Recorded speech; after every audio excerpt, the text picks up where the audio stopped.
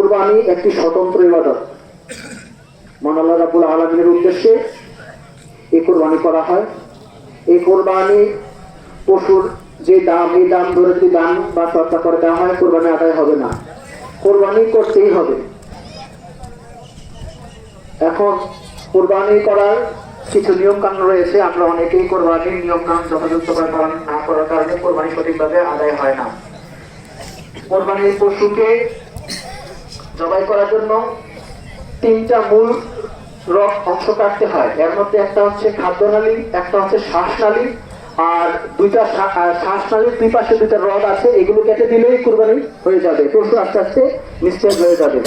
এখন অনেক সময় দেখা যায় অনেকে কুরবানি করার পরে জবাই যখন হয়ে যাওয়ার পরও পশুটা নিস্তেজ হচ্ছে না কেন, সেই জন্য ছুরির ছুচানো আগা দিয়ে পশুর ঘাড়ের মধ্যে যে স্পাইনাল কর্ড আছে এটার মধ্যে খুঁচানো শুরু করে। এভাবে খুঁচালে পশুটি হার্ট অ্যাটাকের কারণে মারা যেতে পারে, বা আপনার কুরবানির কারণে সে মারা না গিয়ে হয়তো আপনার খুঁজানোর কারণে সে মারা যেতে পারে। এই জন্য এই কাজটা করবেন না। আর কুরবানি করার পরে পশু পুরোপুরি নিস্তেজ হয়ে যাওয়ার আগ পর্যন্ত পশুর শরীরে দ্বিতীয়বার আর কোনো ছুরি চালানো বা ধারালো কোনো কিছু চালানো যাবে না। পুরোপুরি নিস্তেজ হয়ে যাওয়ার পরে তার চামড়া ছাড়ানো শুরু করা যেতে পারে। চামড়া ছাড়ানো শুরু করার পরে সে যদি নড়াচড়া করে তাহলে আবার কিছুক্ষণ অপেক্ষা করতে হবে।